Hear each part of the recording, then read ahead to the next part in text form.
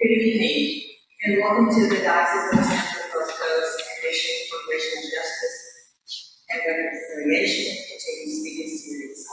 My name is Jill Chow, and I serve as the member of the Commission and the chair of the Speaker Series Committee. We are delighted that you have joined us this evening.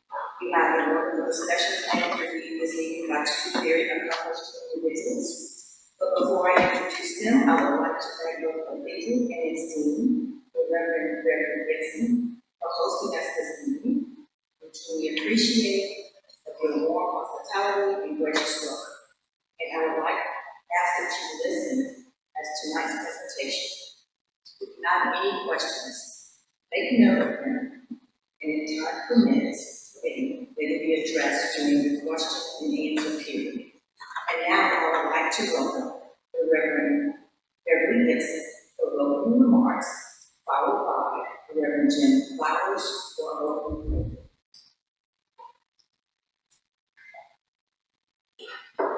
Thank you, and welcome to Christ Church Cathedral. If you are an Episcopalian, this is your cathedral, and if you are just a regular Protestant of whatever variety, then this is in many ways your home church as well as the oldest Protestant church in the state of Alabama. So we're honored this evening to welcome these two distinguished writers into our space and to partner with the Diocesan Commission on Racial Justice and Reconciliation for this part of their speakers series. If you need anything during the evening, if you need a restroom, you can simply depart through these doors and up to the chapter house. There are signs directing you, also drink water or anything like that. And following our presentation here, there will also be a time of hospitality, and I believe some book sales and signs that will be happening in that room as well.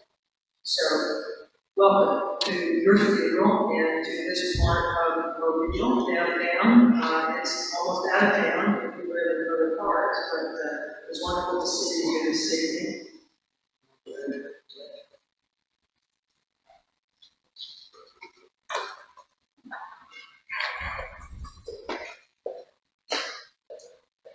Let us pray.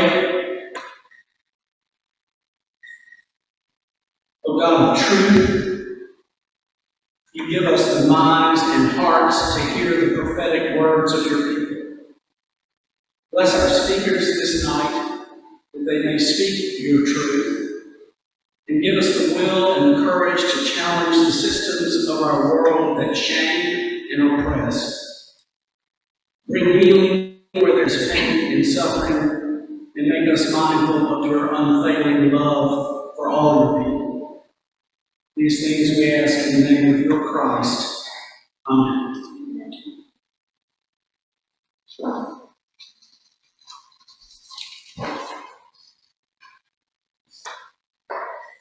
Thank you, Reverend Gibson, for those warm words of welcome. And now we have a briefly address why we're actually here tonight's presentation. The Commission's mission statement reads as follows.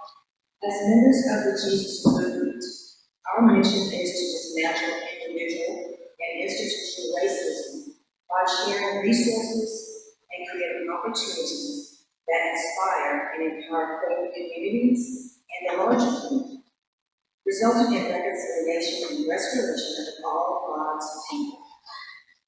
How do we do that, you may ask? We do this by truth through our pilgrimages. We have included visits to BGI, Memorial Museum in Montgomery, Alabama, and to the Whitney Plantation in Louisiana. We also do this by conducting sacred listening sessions through our racial reconciliation workshops, and we also do this by learning accomplished speakers who have shared insightful and perspective and sometimes gut-wrenching stories of the past and present. And equities have shaped and continue to shape this country. Truth-telling is important because you can never get to where you need to be without knowing where you can. This brings me to tonight's impressive speakers, Cynthia Tucker, Mr. Frye Gaillard. Cynthia Tucker is a Pulitzer Prize-winning syndicated columnist, Her weekly column, which appears in newspapers around the country, focuses on political and cultural issues. Tucker has spent most of her career in newspapers, working as a reporter and editor. For 17 years, she served as the editorial page editor of the Atlanta Journal-Constitution. She also worked as the Washington-based political columnist for the Atlanta Journal-Constitution. After leaving the newspaper, she spent 3 years as a visiting professor at the University of Georgia's Brady College of Journalism and Mass Communication. She is currently a journalist and resident at the University of South Carolina, where she specializes in political communication, media literacy, and narrative nonfiction. Mr. Frye Gaillard is a writer and resident at the University of South Alabama. Is the author of more than 30 books, including such critical praises titles as A Hard Rain, America in the 1960s, and NPR Great Read of 2018, and winner of the F. Scott Fitzgerald Museum Literary Prize. Freedom, Alabama and the Movement That Changed America, winner of the William Smith Book Award. Dreaming Wrong, Deferred, the landmark struggle of segregation in Charlotte, North Carolina, which Gaillard received the NAACP Legal Defense Fund Humanitarian of the Year Award. Award number 1, The Spirit of the Country Music, featured in the Country Music Hall of Fame. His byline has appeared in such publications as The Guardian, The Bitter Southerner, The Oxford American, The Washington Post, Sundowners, The Journal of American History, The Progressive, and The Relate magazine. For several decades, Gaillard was a southern editor of the Charlotte Observer. He is a native of the group. Ladies and gentlemen, I give you Mrs. Cynthia Tucker and Mr. Frye Gaillard.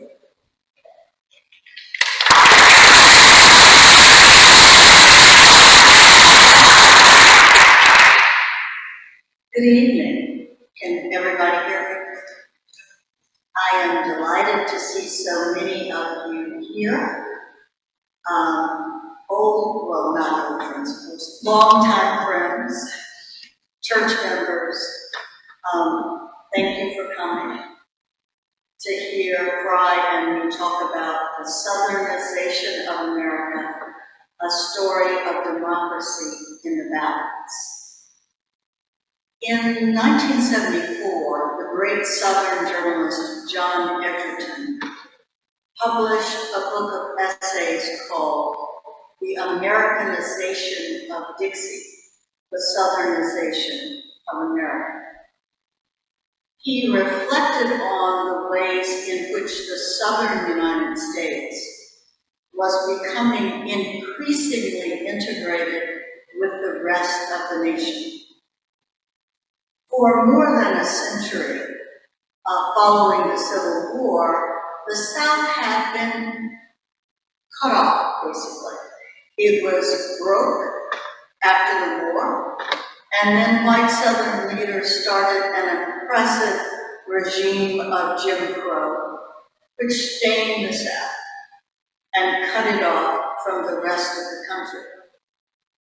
But by the time that Edgerton was writing, that was changing. Television and interstate highways were beginning to bring the South closer to the Northeast, the Midwest, and the West. But as Edgerton was writing, he reflected on whether the South and the rest of the country were exchanging strengths or exchanging sins. He talked about the fact that the Southern United States was becoming increasingly commercial. Shopping malls and strip malls everywhere, and losing its sense of place that small communities all over the rural South had once had. But he also noted that the South's original sin of racism seemed to be seeping out and taking hold in much of the rest of the country as well. Now, many Northern activists, such as James Baldwin, would have argued that the rest of the country had always had racism. But Egerton wondered whether a particularly Southern strain of racism that was championed wasn't taking hold in the rest of the country. When people ask us what we mean by the Southernization of America, I like to use the example of Donald Trump's 2 campaigns for the presidency. I think almost everybody in this room is old enough to remember George Wallace's presidential campaigns. What were they like? There was the racial invective. There was the sense of white grievance and white victimization, the notion that whites were the victims of oppression and of an overweening federal bureaucracy. And there was also the disdain for elites that Wallace was quick to use on the campaign trail. Trump mimicked all of that. In one place, Trump even borrowed a quote from Wallace. Wallace once talked about black rioters by saying that we don't have riots in the South because anybody riots down here gets a bullet in the brain. Trump used that same remark on the campaign trail in his second campaign for the presidency. So I find that one of the more overt ways that one of the South's traits has seeped out into the rest of the country. Now, happily, the South is a place of not just oppression and racism, but also a place of promise. We have happy stories, good examples to teach the rest of the nation. There is also the civil rights South. With the civil rights movement, the nation became, in my view, a genuine democracy for the first time. As Black Americans gained the right to vote without violence, members of other minority groups began to realize that they too had the right to a voice in their government. So Latinos began to vote in larger numbers. Native Americans began to vote in larger numbers. Asian Americans began to vote in larger numbers. Those groups formed the Rainbow Coalition that the Reverend Jesse Jackson likes to talk about. So I would say by the time Egerton was writing, that civil rights South was blossoming and showing its promise to the rest of the nation.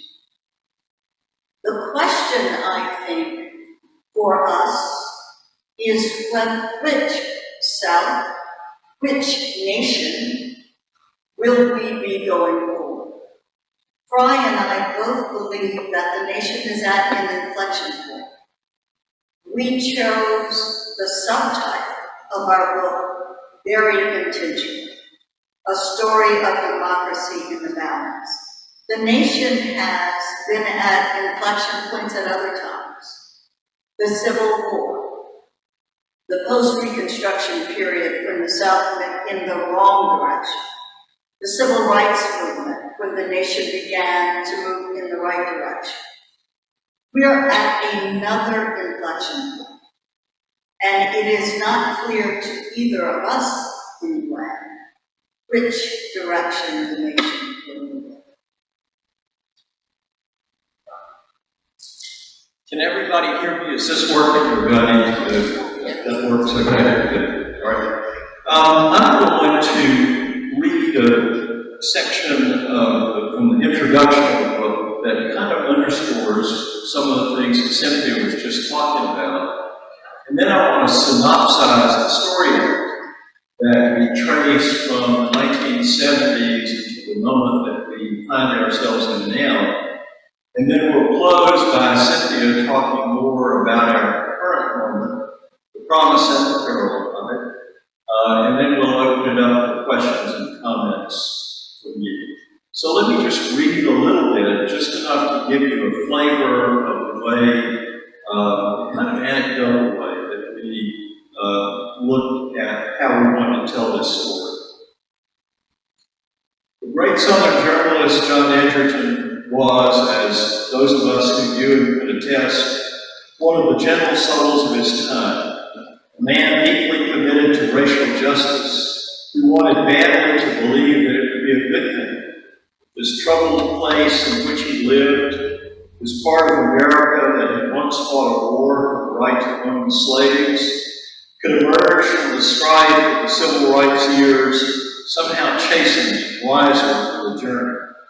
If it could narrow its distance from the rest of the country, and perhaps even lead it toward better days. That was the hope. But Edgerton, as was his habit, saw darker possibilities as well.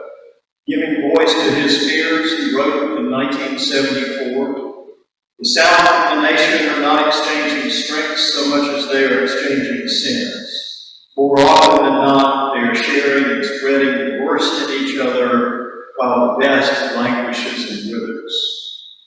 For a while, it was easy enough to make the case that Edgerton's belief was misplaced, or at least overstated. The anecdotal evidence was all around. In Virginia, for example, Republican Governor Linwood Bolton had stunned political observers when he was elected in 1969 on a promise of racial reconciliation. In contrast to the Southern Democrats who had controlled Virginia for 100 years, Bolton proclaimed that the era of defiance, of resistance to civil rights progress, was coming to an end. He supported school desegregation, appointed women and minorities to state government, and promised to make Virginia a model in race relations. In Florida, the new Democratic governor, Reuben Askew, sounded nearly identical themes, and he set such a standard for integrity and competence that Harvard's John F. Kennedy School of Government rated him one of the top 10 governors of the 20th century. And of course, there was Jimmy Carter. Elected governor of Georgia in 1970, Carter proclaimed in his inaugural address that the time for racial discrimination is over. Easily the most ambitious of these New South champions, he soon set out for the presidency with Southernness at the heart of his appeal. "I've been the product of an emerging South," he said. "I see the clear advantages of throwing off the millstone of racial prejudice. I think it's a process that's compatible with the moral and ethical standards of our nation, the heritage of our country as envisioned by our forefathers. I also see that we have a special responsibility here. We are meek or quiescent or silent on the subject of civil rights at home or human rights abroad. There is no other voice on earth that can replace the lost voice, the absent voice of the United States. This is what the persecutors want. This is what the persecuted fear." For many Americans, it was mesmerizing. A peanut farmer from the deepest South, reconnecting the country with its finest ideals. In 1976, when Carter won the Democratic nomination, he stood side by side at the National Convention, gazing out across the sea of delegates with Martin Luther King Sr.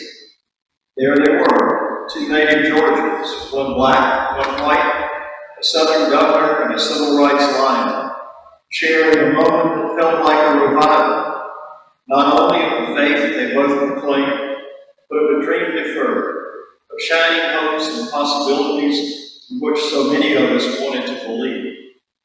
Surely the Lord and shouted Daddy King over the mad cacophony of music and cheers amid descending balloons is in this place. There was intoxication in the moment, but we knew it was shadowed by something very different. The realities John Edgerton was writing about. Whoops, sorry.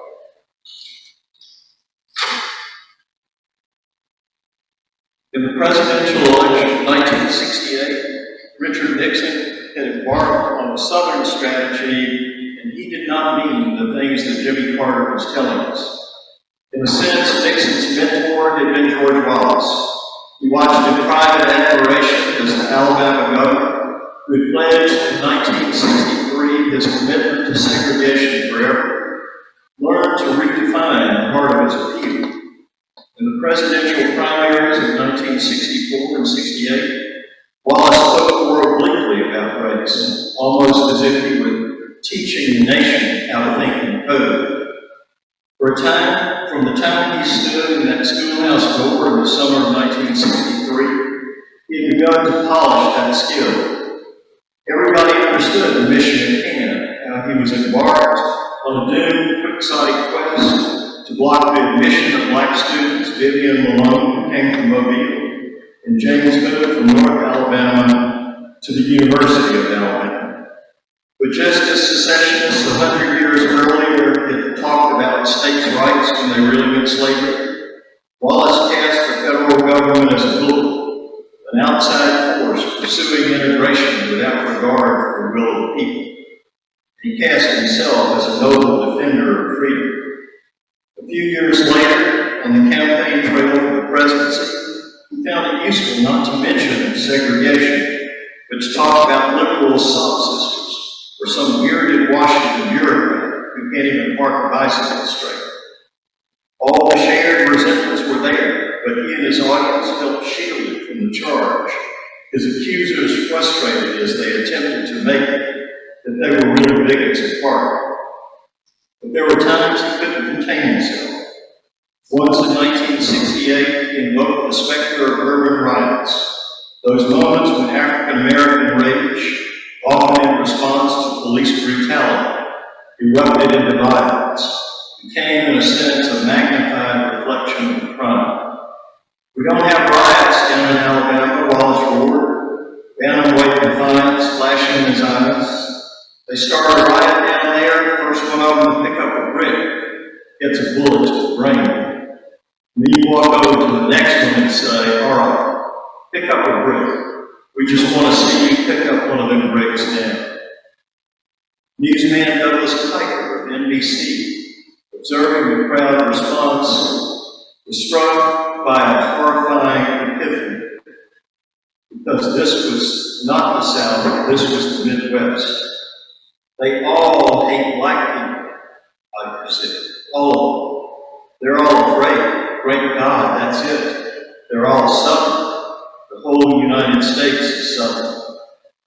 There were African American activists, people like James Baldwin or Malcolm X, who begged to differ. Both have written with urgency about the indigenous racism of the North. But if the story was more complicated, if racism had already taken root in every nook and corner of America, was there something nevertheless in Kiker's moment of revelation? In this era of homogenization, when television and interstate highways, and soon enough the internet, were erasing the isolation of the South, pulling it into the national mainstream, was there something about our place that was beginning to reshape the country?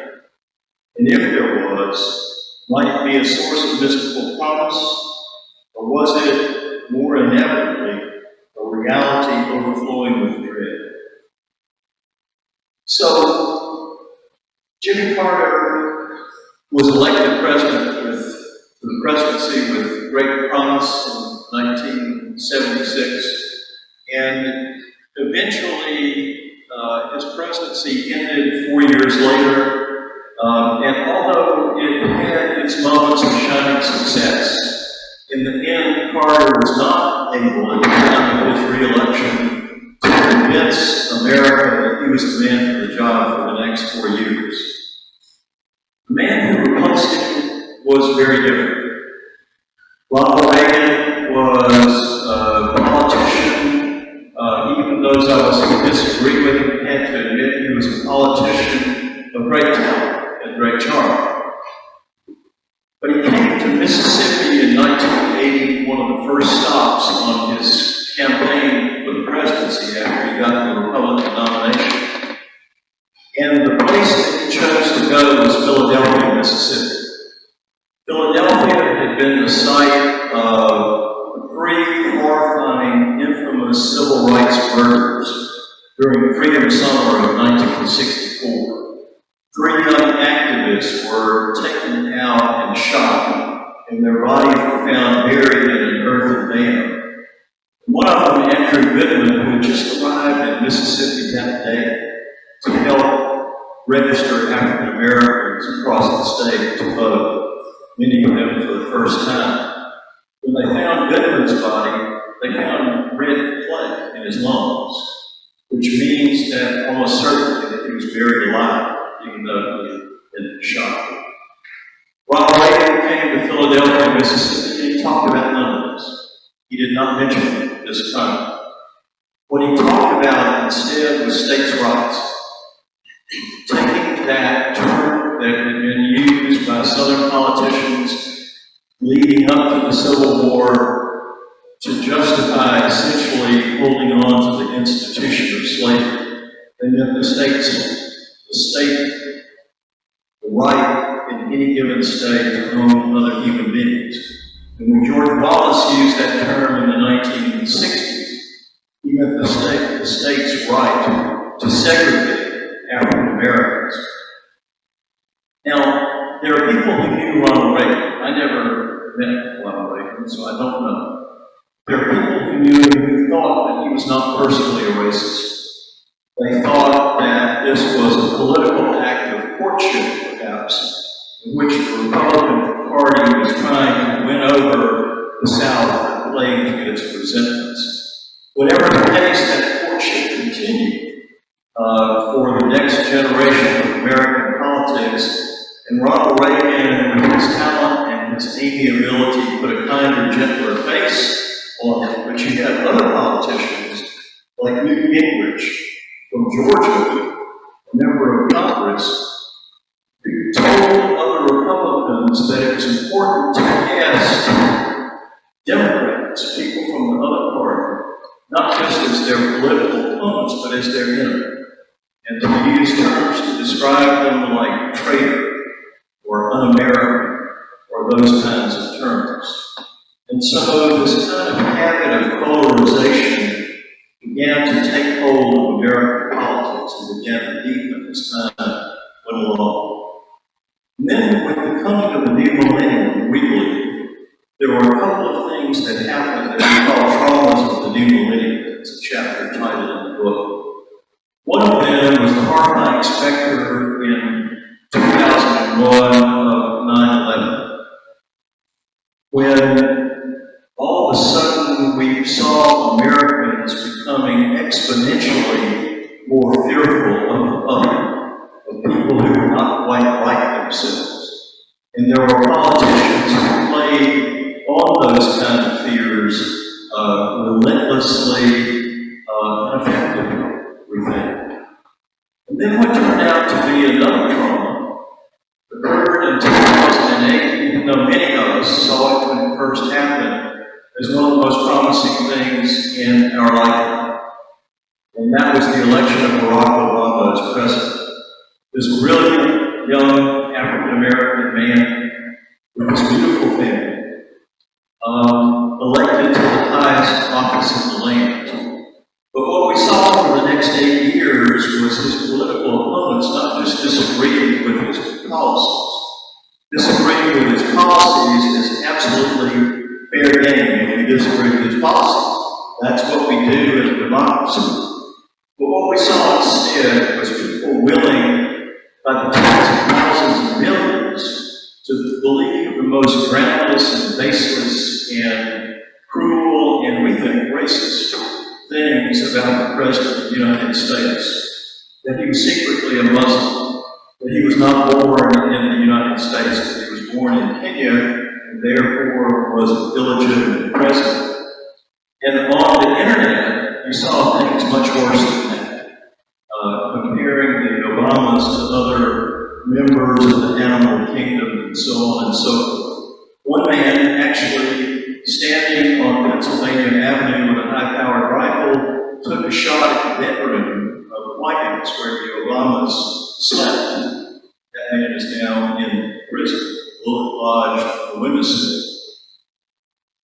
And then, one of the things that soon happened was that the man who stood to replace Barack Obama as president was one of the great perpetrators of the most vicious lies about Obama, and I'm talking about Donald Trump. We saw him in 2015 descend the golden escalator at Trump Tower. And the first thing he did in announcing his presidency was malign a whole race of people, talking about Mexicans who were coming to our country, many of them desperate to find some way to live a safer, better life, calling them rapists and criminals and murderers in the most sweeping kind of way. When he was elected president, one of the great moral catastrophes in our view, in the recent history of the country, was the policy of taking little children from their immigrant parents on the southern border of the United States. I'm actually embarrassed to say that one of the architects of this policy was from our very city. The Attorney General of the United States was Jeff Sessions, and he was an enthusiastic proponent of using this technique as a kind of deterrence.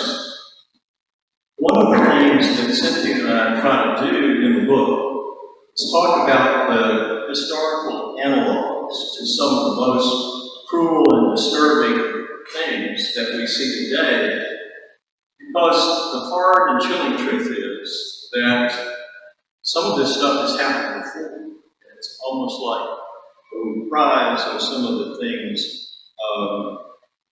that we fail to come to terms with in the past. I'm going to read a short passage and then turn it back to Cynthia. In Montgomery, there is an old warehouse that is a memorial of sorts, a museum that opened in 2018, created by the Equal Justice Initiative, to trace the through line running from slavery to the present day. From the terrorism and lynching and the humiliation of racial segregation to a criminal justice system that, among other things, creates a climate of police brutality. As you walk through the door, you see on the wall the words of a man held captive in this warehouse back when it served as a market for enslaved human beings. And the words recount a moment of particular horror. This is what the man said. I saw a mother lead 7 children to the auction block. She knew some of them would be taken from her, but they took all. Children were sold to a slave trader. I met that mother in the street, and her wild, haggard face lives in my mind today. She wrung her hands in anguish and exclaimed, "Gone, all gone. Why don't God kill her?" We come from there to the 2020 election, and there we saw glimmers of hope, and we also see the possibility of the opposite. So why don't you talk about that a little bit? First, let me go back to say something I should have said earlier. We don't think of our book of essays as a history. It is our idiosyncratic, if you will, view of what has happened over the last 50 years or so since Edgerton published his book. We follow in much the same vein, looking at the developments of the last 50 years that we believe are important in explaining how we ended up where we are today. We do try not to just present gloom and doom. There is promise in our current moment as well. I like to talk about Georgia, in part because I lived there several years and covered Georgia politics. I know a lot of the players. And Georgia gave us such pleasant news in 2020. Not only did Georgia deliver its electoral college votes to Joe Biden, but Georgia also elected the first Black U.S. Senator in history, Raphael Warnock. It also elected the first Jewish American senator in the state's history, John Ossoff. Toward the end of their campaign, they often campaigned together. I appreciated that very much because I saw it as perhaps the restoration of a historic alliance. Ossoff was Jewish. And during the civil rights movement, there were many Jewish allies participating in the movement. Georgia still holds out a great deal of hope for helping us hold on to our democracy if Raphael Warnock is reelected. Unfortunately, he is both showed him neck and neck with a man who is spectacularly unqualified to hold any political office. I don't say that because he's running as a Republican. I say that because he cannot answer any question about the way government works. And since Alabama has already sent one senator who can't answer any questions about the way government works, it does not seem we need another. I will say this though, I would have to acknowledge that even the nomination of Herschel Walker represents some progress. Because this is the first time in the history of the United States that both major parties have nominated a Black man for the U.S. Senate in the same state. So I certainly will be in front of the television, ripping it like I do the armrest of a plane when I'm in bad weather. Hoping for good news out of Georgia. Before I talk a little bit more and open about promise and peril, since I'm in a house of worship, I want to talk about one of the essays toward the end of the book, and that is one in where we did a lot of thinking about the role of conservative Christianity in getting us where we are at the moment. I thought that the conservative Christian church had fallen as far as it could in its embrace of Trump, but it seems now that some churches have gone even further in full out embracing the big lie, conspiracy theories, and election denial.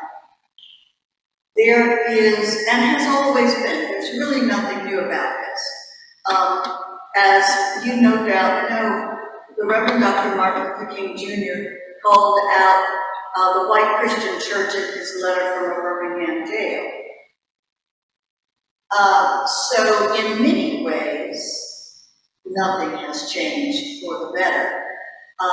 Some things may have changed for the worse because there is such a strong streak of white Christian nationalism now in many of those churches. So my charge to you, my good fellow Episcopalians and other good church folk, we have to reclaim the Christian space. I have long argued that we have been too quiet. When people who are unchurched hear the word Christian, what do you think they think about? Do they think about a place like this? I don't think so. They think about people like Franklin Graham and Jim Thomas, wife of Supreme Court Justice Clarence Thomas. So my charge to you is, we have to be louder. We have to reclaim this space. We have to be out there in public saying what we believe. And I guess it's appropriate now. See if anybody has questions or comments. That includes disagreement, by the way. We are, Frye and I have been at this game long enough that we're tough enough to hear people disagree. Not very quiet. No, it's important that to be serious about that. Actually, it is important that we also reclaim the art of creative and civil disagreement. I think democracy depends on that, and if we're in our disagreements merely taking pot shots or sometimes literal shots at each other, it will not. And so one of the things that we try to do, it's always more comfortable when you're preaching in the choir, but we're also happy to talk to people who are not necessarily part of the choir, but are part of the civil conversation about where we go. A few questions and then time permits, questions from the audience. This is for both Cynthia and Frye. How did exposure to literature encourage spoken? No, I don't think I waited until college for the literature that helped broaden my world. I grew up in Monroeville, Alabama, and without books, I'm not sure what I would have done. And I'm the daughter of two educators, one of whom is an English teacher, who handed me a college-bound reading list when I started the summer before I started ninth grade. So I was reading Ralph Ellison, James Baldwin, Langston Hughes, and many other Black writers in high school. If I was out of college later as a young adult, I was introduced to many of the Black women writers that I now love. I remember the first time I read a Toni Morrison novel.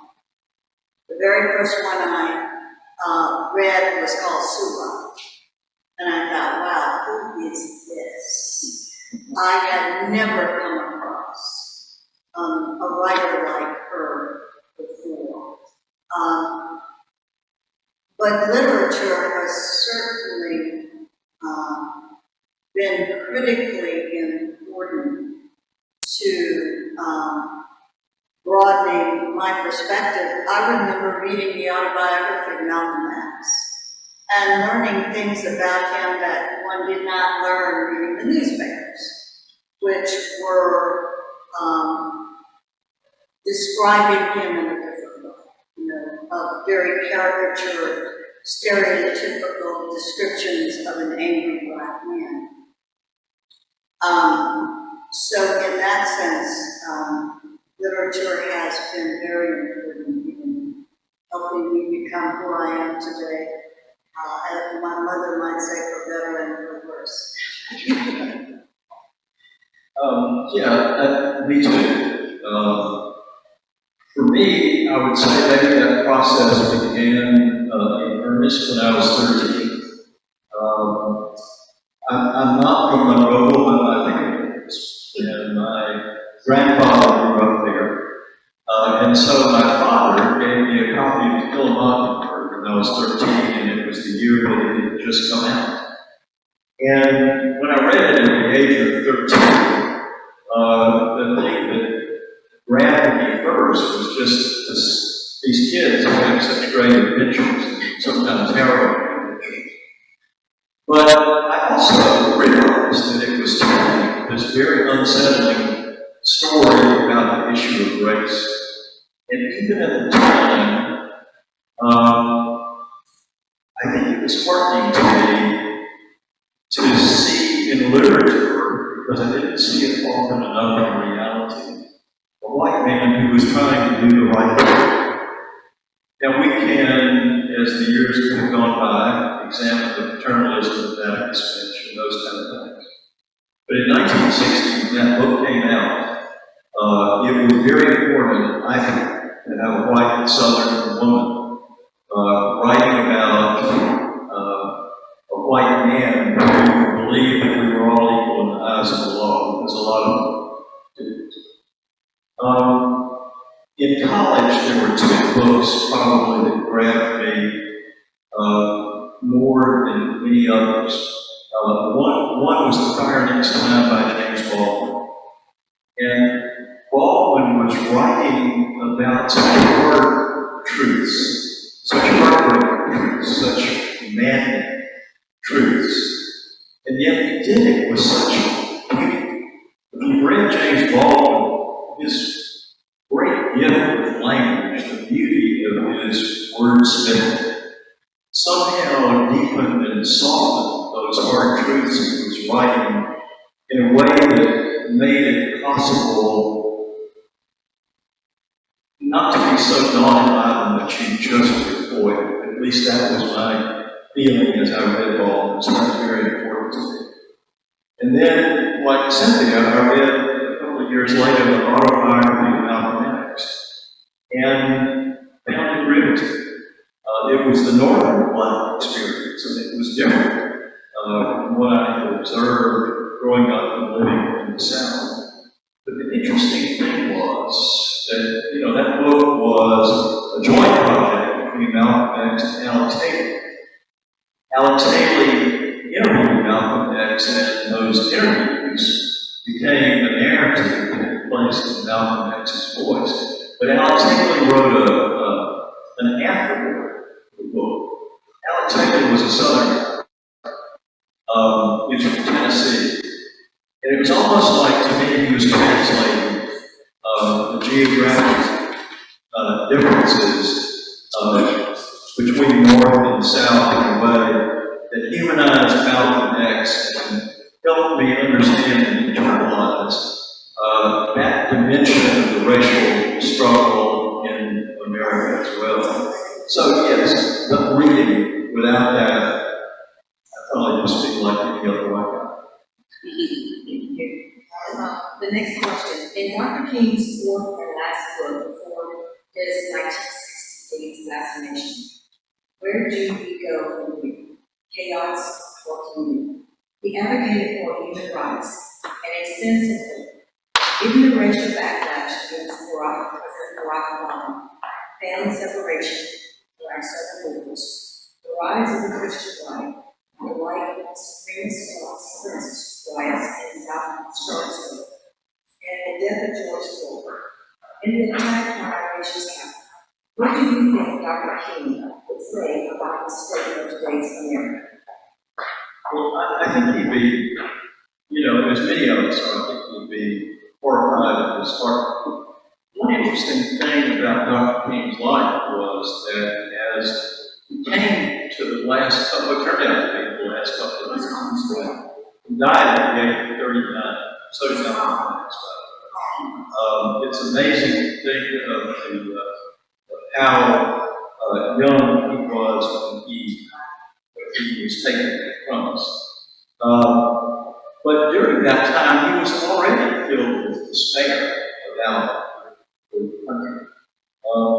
wrote in 1967 that it pained him to say it, but he thought the majority of Americans were racist.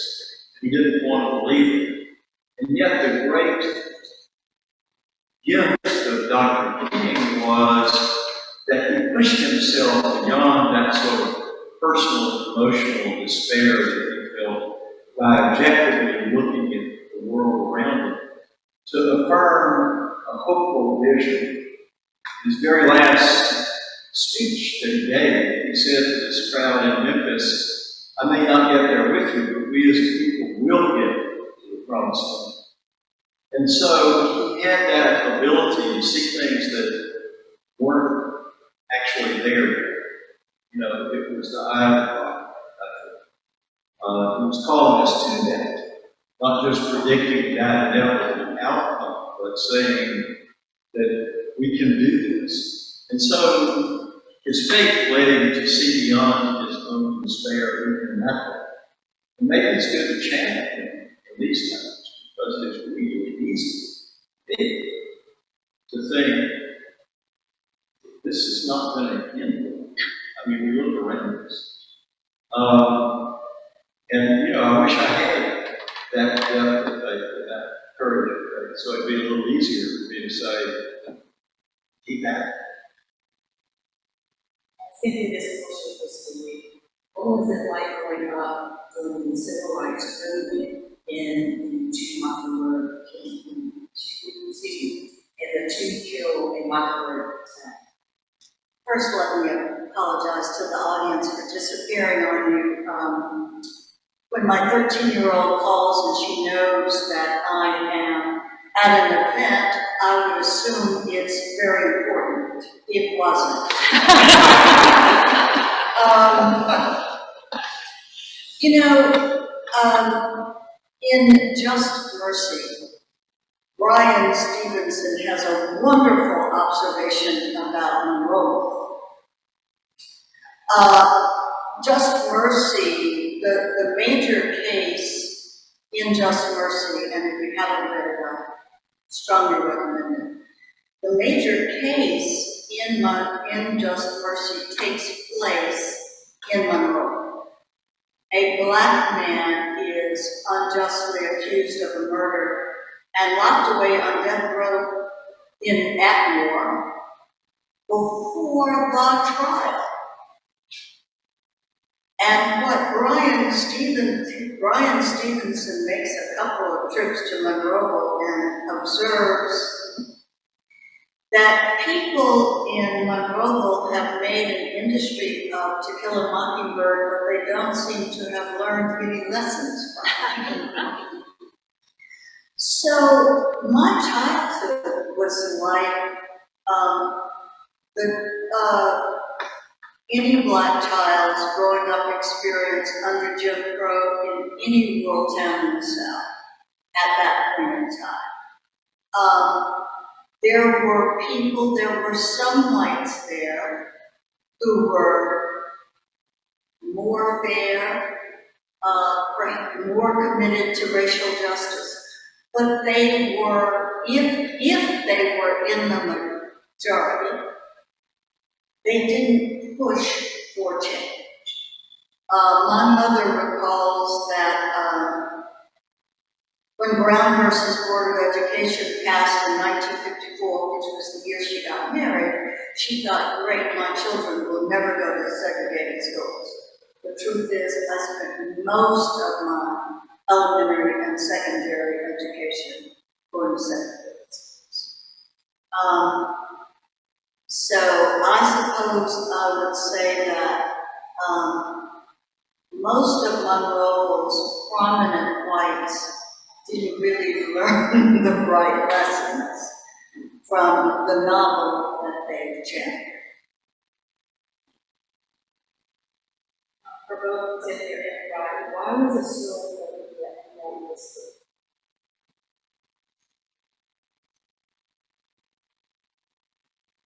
The subtitle, I think, kind of makes that clear. The story of democracy and balance. It was the reason that Randall Williams, our editor at New South Books in Montgomery, asked us to write the book. We thought it was an urgent time, and he thought looking at the dilemmas of the country through the lens of the South would be a way to think about what the country was going through. Not the only way, but a useful way, perhaps. In the South, because it was the epicenter of slavery, it always been the epicenter of racism in the country. And Randall believed that impulse in the South, though the opposite was also present, that the racist impulse in the South had continued to metastasize and was very much alive and well in our current moment.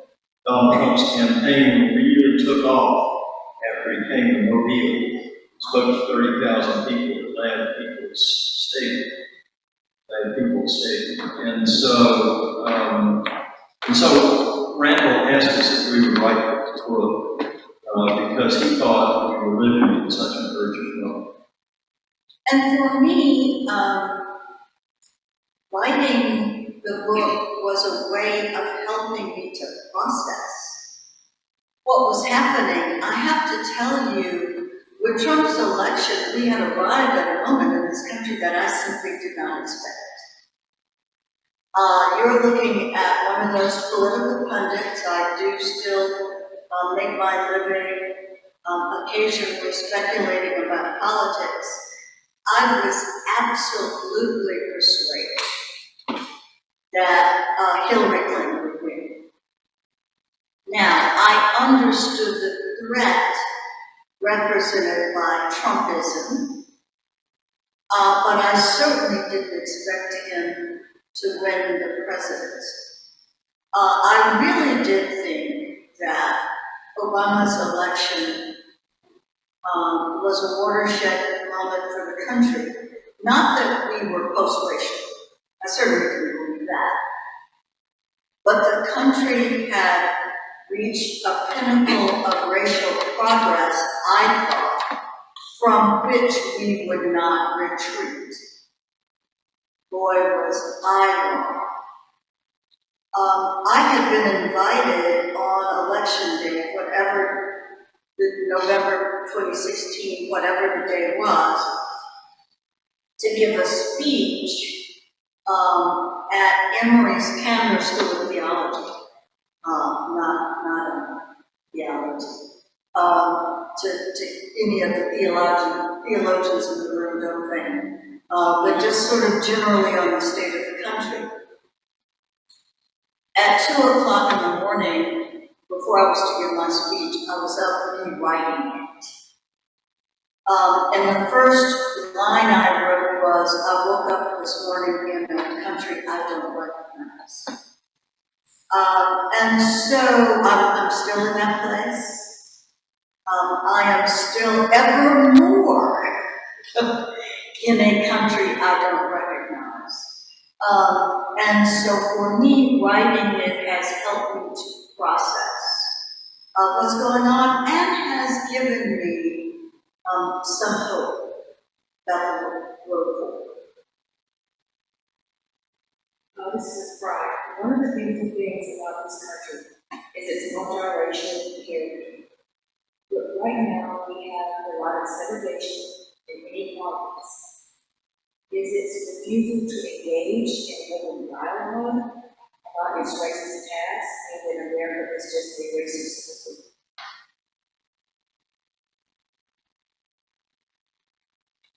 You know, America is, in my view, a racist country. It is not only a racist country. There are other qualities in the American character as well. But one of the qualities in our character has always been racism. I mean, we've enslaved human beings since colonial times. And you can't do that unless you're a racist. Some people have argued, maybe it's chicken and the egg, but some people have argued that slavery actually preceded racism because you have to be able to justify it.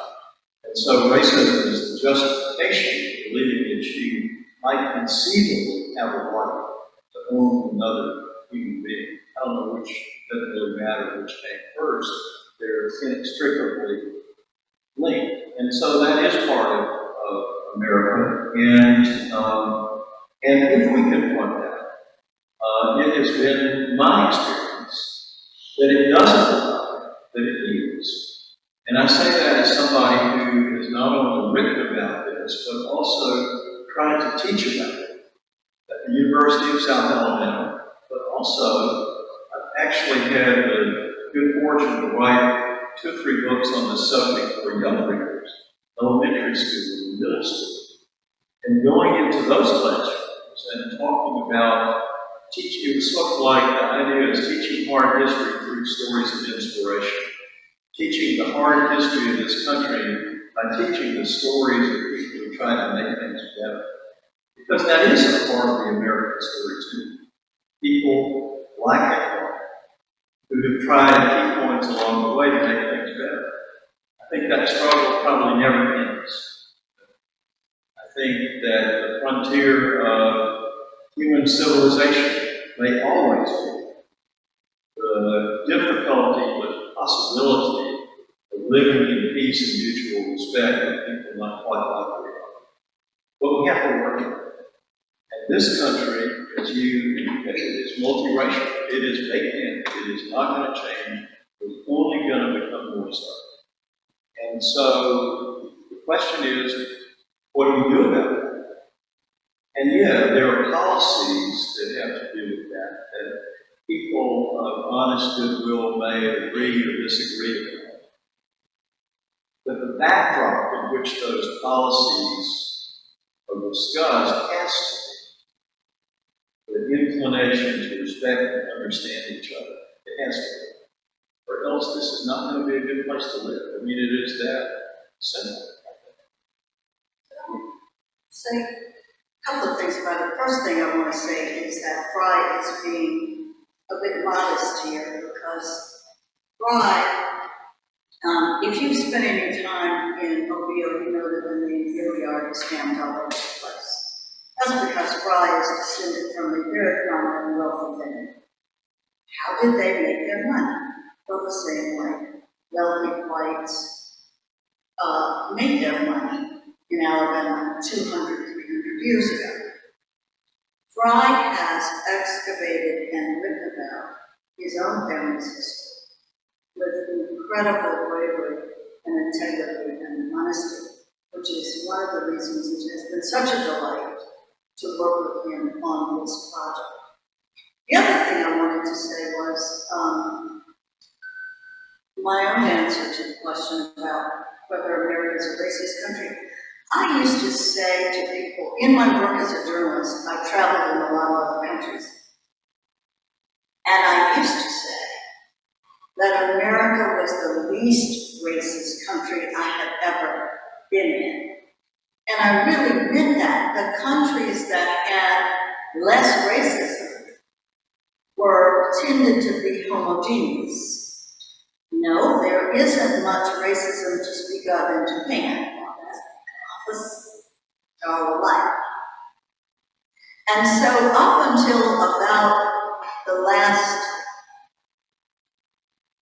7 to 10 years, I would have said this was the least racist country I've ever been in. I guess I'm now holding my breath to see whether I'll be able to still say that 10 years from now. One more question directed to you guys. With all that you have identified tonight, that pose as a danger to our democratic society, what would you do?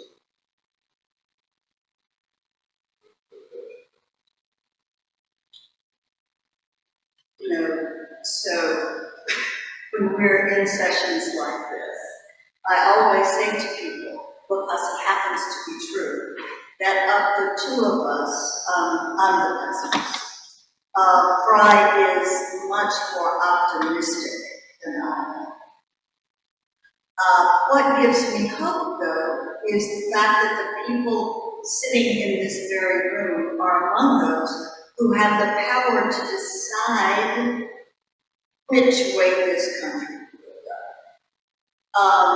As citizens, you have the power to help decide the path we will go in. And it's not just about voting. Voting is clearly a huge part of that. But I talked earlier about Christians like us reclaiming the public space. That is also important. And Frye likes to talk about just varying fitness. And since he talks about that so much better than I do, I'll turn it over to him.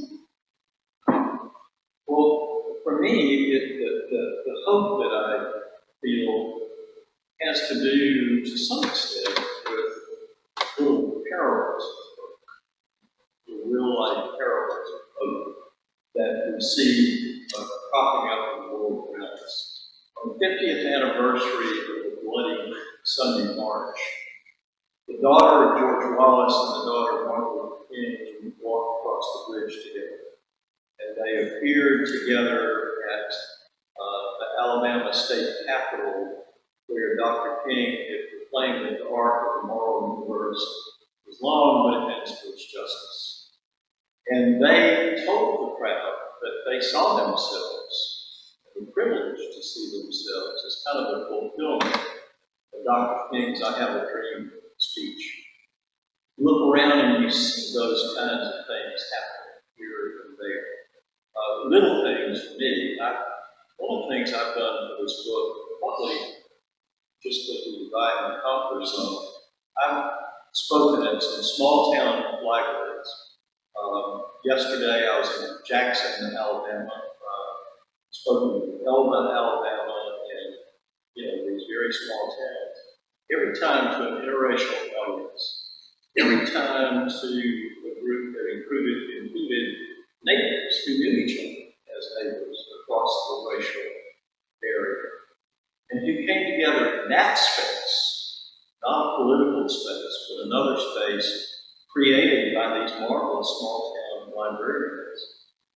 And they were able to talk about these hard issues in just this lovely and respectful way. Now, does that really change anything? I don't know. But I do know that we have to do that. I mean, it's like we have to toss those pebbles in the pond. On a broader level, more macro level, I see hope that I hope will be realized next door in the state of Georgia. If Raphael Warnock is reelected to the U.S. Senate, that would mean that Democrats may retain control of the Senate. And I don't like to be partisan about these things. In the book, we talk about the time when Republicans was involved in the kind of progress that we believe needs to be made. But right now, if we're going to make racial progress, Raphael Warnock needs to win that election. And I think of him in particular in the setting of being here in the church, because he's a minister, and not just any minister. He's the minister where Martin Luther King Jr. and used to be. And if you heard Senator Warnock's maiden speech on the floor of the Senate, if you haven't listened to it, treat yourself to one of the finest 20 minutes that you're about to spend. Somebody who understands in my view, the way faith ought to influence politics. Because one of the things that he said is that he saw democracy as the political fulfillment of a spiritual idea that we all contain a spark of the divine. And even if you're more secular and say that we all have work, democracy affirms that too. And Warnock points out that he holds the seat once held by Herman and Talmadge, arch segregationists. And if you're a segregationist by definition, you're not for democracy. involves such a denial of humanity, such a denial of equality. And in many cases, if the numbers are such, you can't afford to let people of color have equal access to that very news. And so, to me, Raphael Warnock, as much as any other single politician, and maybe I'm wrong, as a matter of faith too, but it's a matter of politics. If we can win re-election, then I think I see hope. And if I may, just one small thing about Southern culture. Southern culture, in my view, represents the best of us. Because while our politics may be awful, there's lots about our culture that speaks to the progress we've made. In the book, we mention a black NASCAR driver named Bubba Wallace.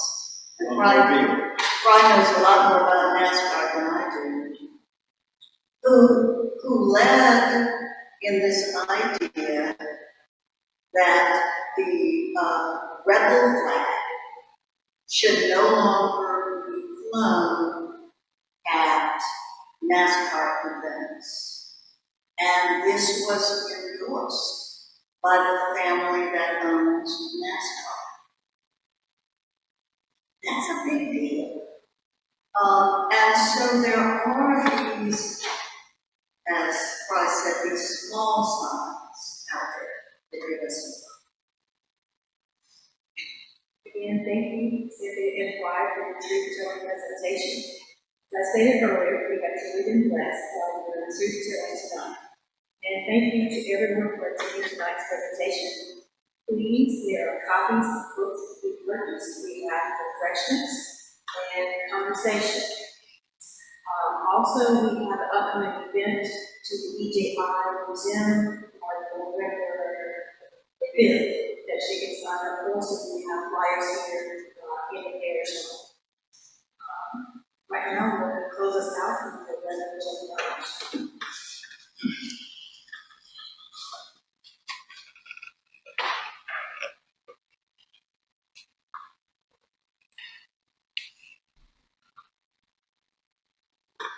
Just one quick word before we pray. Frye, I think trust. The word for tonight for me is to trust the parents. They're everywhere. If we pay attention. Let us pray. Keep watch, dear Lord, with those who work or watch or meet this night. You give your angels charge over those who sleep. Tend the sick, Lord Christ. Give rest to the weary. Bless the dying. Soothe the suffering. Pity the afflicted. Shield the joyous. And all for your love's sake. Amen. Lord, the